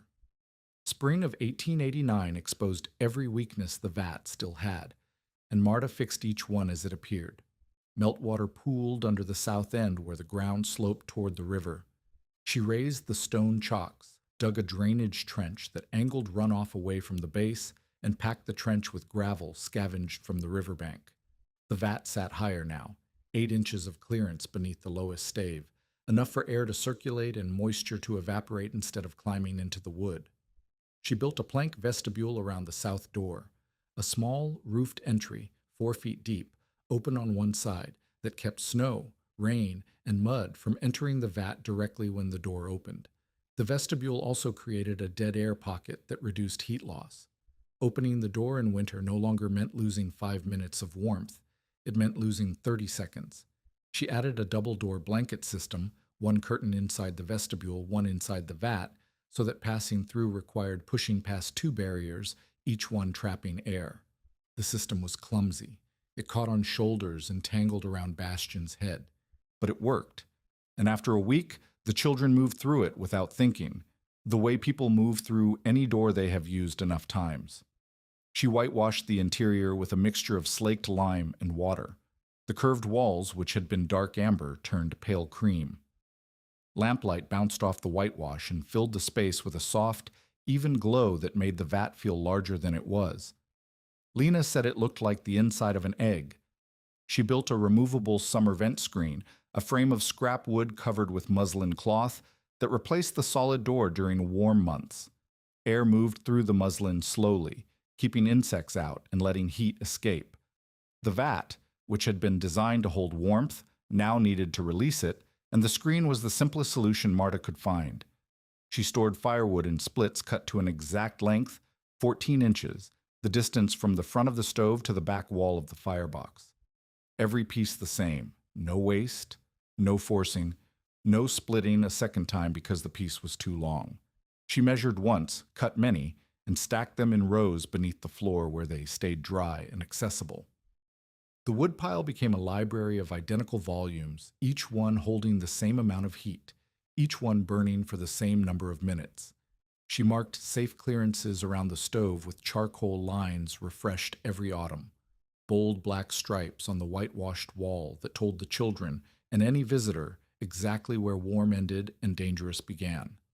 Bastian, who was 4 now and mobile enough to reach anything within arm's length, learned the lines before he learned his letters. He would point to the charcoal mark and say, "Hot past here." It was the first rule of the house.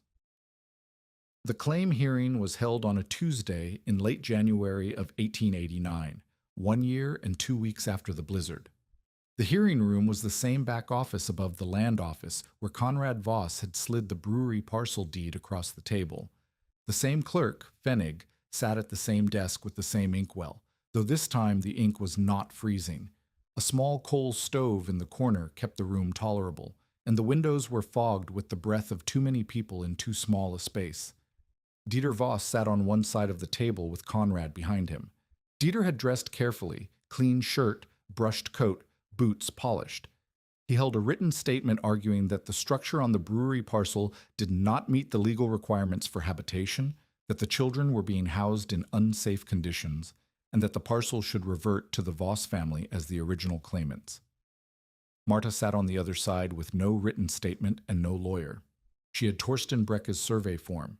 She had the clerk's filed acknowledgement of residence. And she had, sitting in the back row of chairs that Pfennig had set out for witnesses, 4 people who had come without being asked: Torsten, Mercy, Alma Rusk, and Orrin Whitcomb. Pfennig read Dieter's objection aloud. It was thorough. It cited the lack of a proper foundation, the absence of framed walls, the single room, the unconventional materials, and the proximity of a wood-burning stove to wooden walls in an enclosed space. On paper, it sounded reasonable. A barrel was not a house. A woman living in a barrel with 2 children was not homesteading. She was camping. Pfennig asked Dieter to describe the structure. Dieter described it from memory. He had been inside it once, the night of the blizzard, and he had spent that night at the far end, in the dark, with his frozen hand under his arm. His description was confident and wrong. He said the stove sat directly against the wall. It did not. The tin fire shield separated them by 2 inches. He said the smoke left through a hole in the bottom of the barrel. It did not. The stovepipe exited through the bone hole at the top of the curve, high above the stove. He said the air intake was at the ceiling. It was not. It was at the floor. He said there was no second exit. There was. The emergency hatch Roman had insisted on cutting through the north head. Each error was small. Together they drew a picture of a man who had spent a night inside the structure and understood nothing about how it worked. He had survived in it without knowing why he had survived. The vat had kept him alive despite his ignorance, and now he was using that ignorance to argue it could not keep anyone alive. Pfennig asked Marta to respond. Marta did not argue. She corrected. She described the fire shield, the stovepipe routing, the draft intake, the emergency hatch. She used Roman's language: vessel, draw, hoop pitch, stave integrity, and she used it the way Roman had used it, not to impress but to be precise. Each correction landed quietly, the way a nail lands when the angle is right. No force wasted. Then Pfennig asked the witnesses. Torsten Brecke read from his survey form.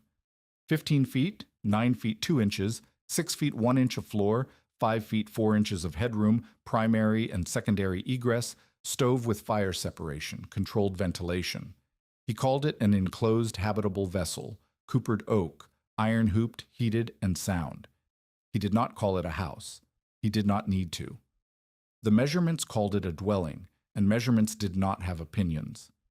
Mercy Whitcomb said that her daughter Nell had been carried into the vat half frozen on the night of January 12th, and that Nell was alive because of the structure and the woman who had built it.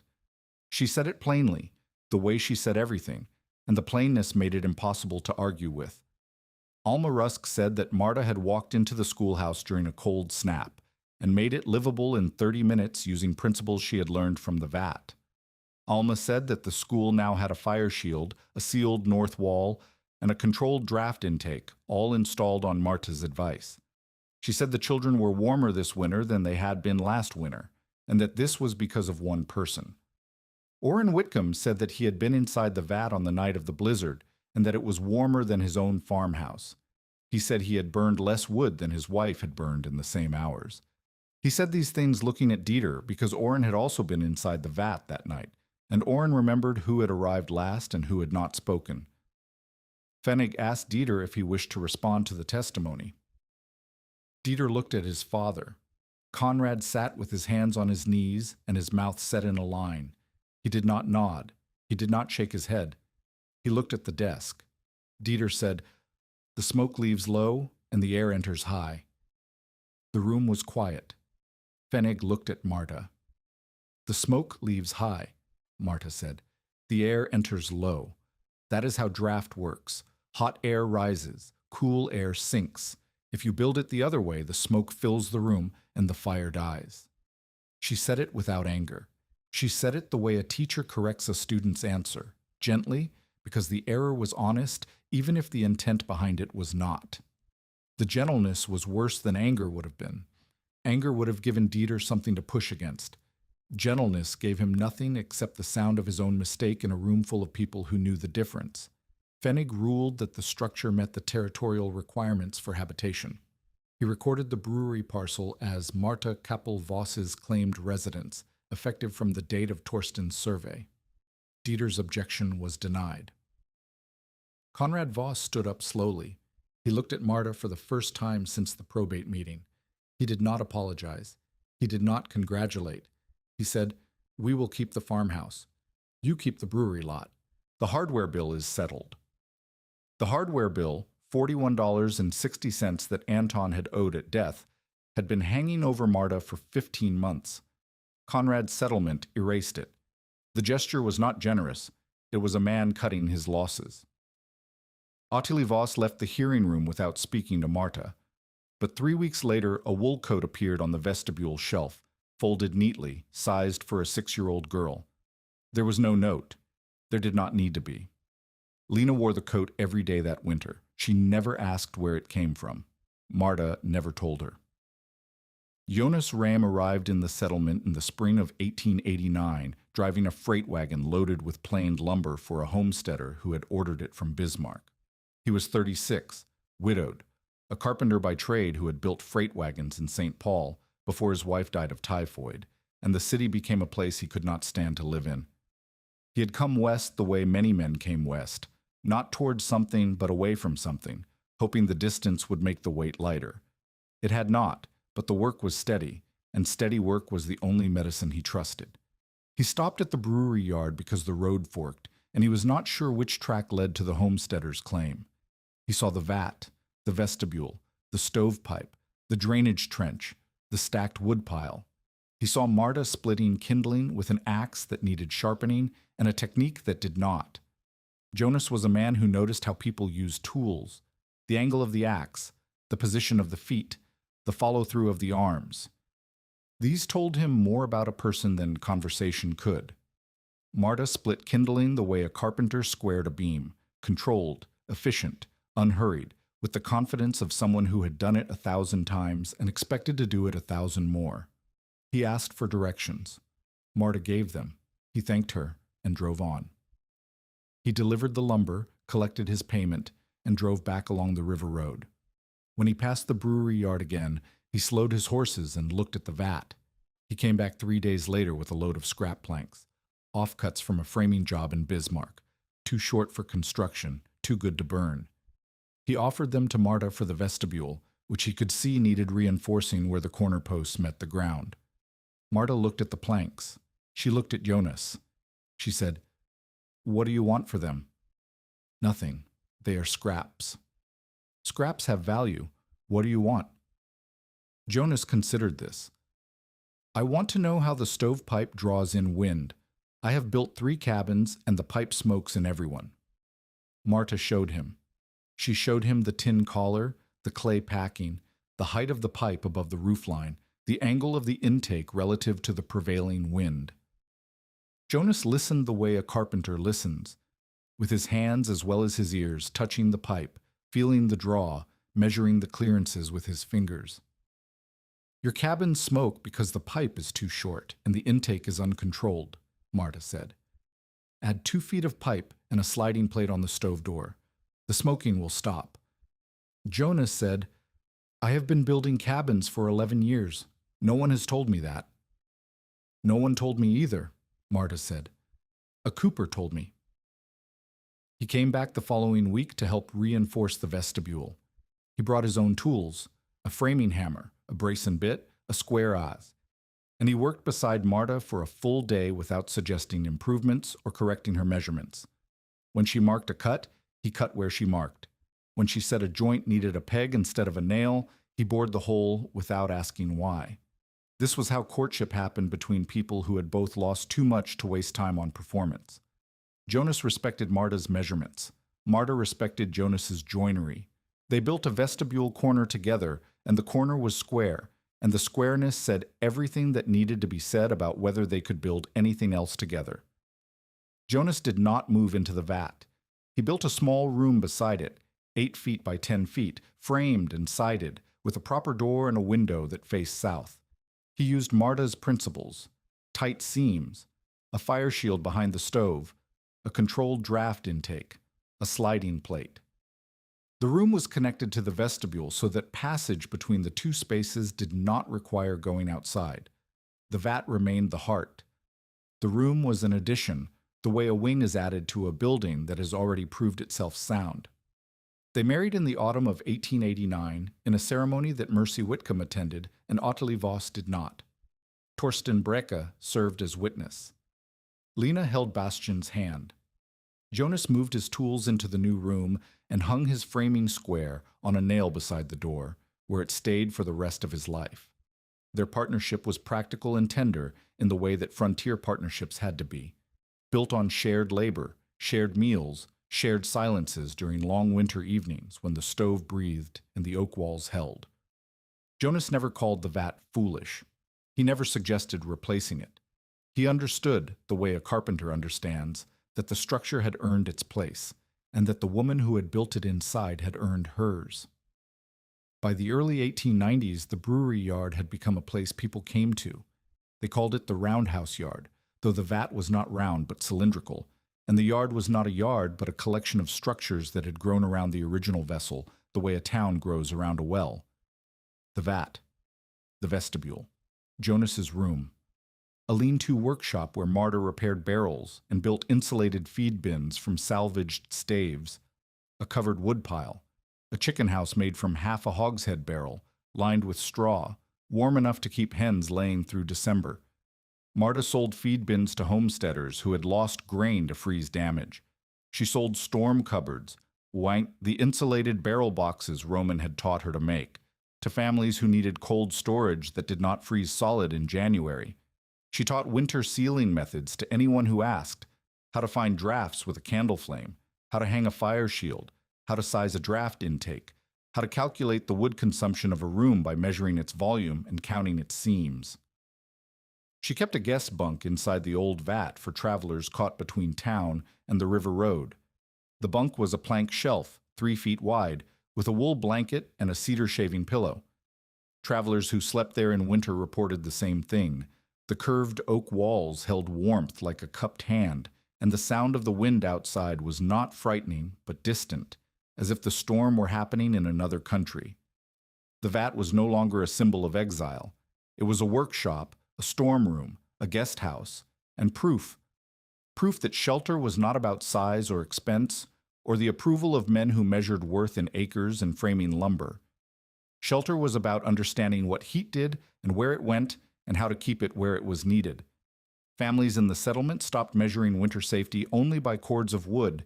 They began measuring seams. They measured draft. They measured stove draw and sleeping volume and emergency exits. The language changed. People who had once said, "We need more wood," began to say, "We need tighter walls." The shift was quiet, and not everyone made it.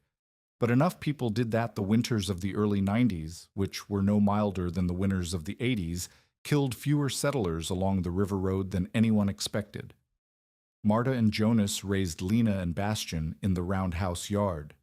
Lena grew tall and serious and became a school teacher at 17, replacing Alma Rusk when Alma married and moved to Fargo. Lena kept a stove chart on the schoolhouse wall, a diagram showing the fire shield, the draft intake, the pipe height, and the charcoal lines, and she taught every new class of children the 3 principles her mother had taught the settlement: stop the wind, heat the smallest space, control the draft. Bastian learned cooperage from his mother and carpentry from Jonas. He could tap a hoop and tell you whether it was tight before he could multiply fractions. He built his first barrel at 14 das, a small water cask with 8 staves and 4 hoops that held without leaking on the first fill. Marta tested it by turning it upside down and watching.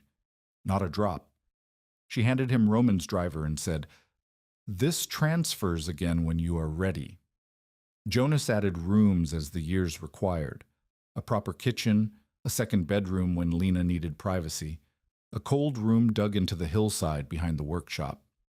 Each room was built to Marta's specifications: tight seams, fire separation, controlled draft. Each room was smaller than convention suggested, because Marta had proved that small and tight was warmer than large and loose, and Jonas had learned to trust her arithmetic over his instinct.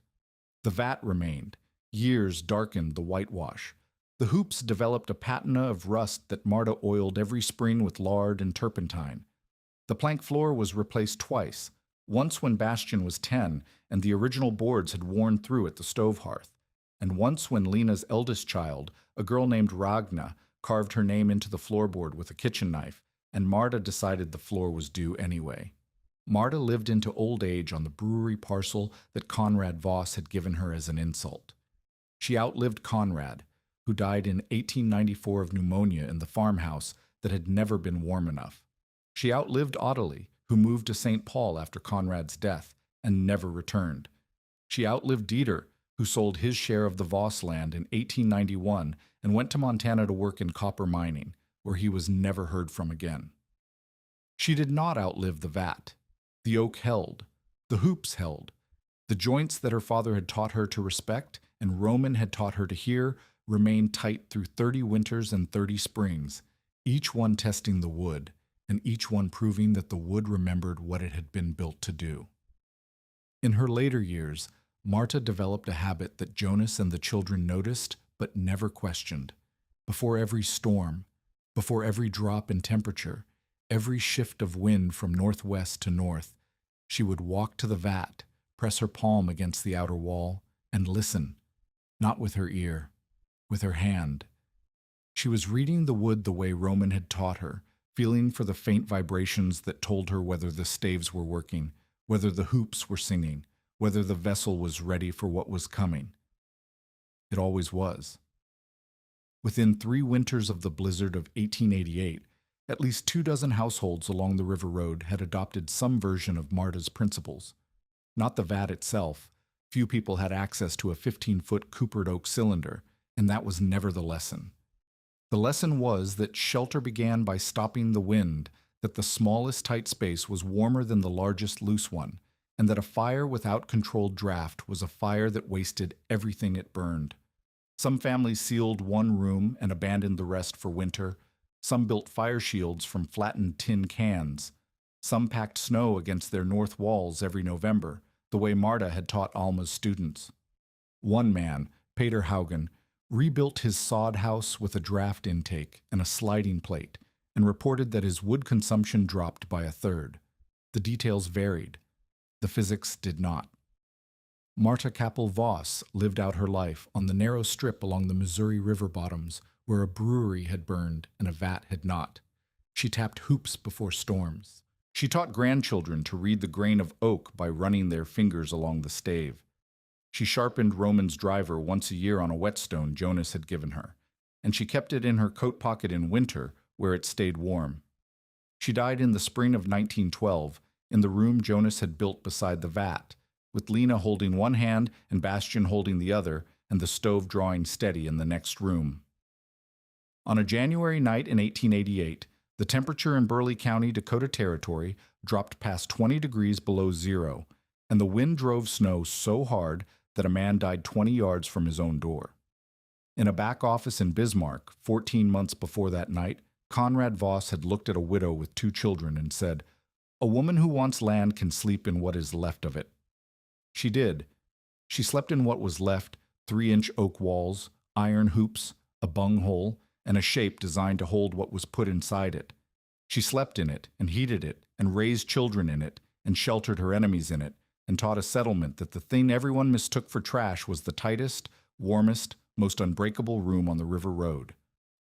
In the roundhouse yard, years after the blizzard and the hearing and the laughter, A young neighbor pressed her palm against the old oak cylinder and tapped a hoop with her knuckle. The iron rang, clean, high, and true. Outside, wind moved over the prairie the way it had always moved, patient and indifferent and endless. Inside, the stove breathed. The curved wall glowed amber in the lamplight, and the vessel held,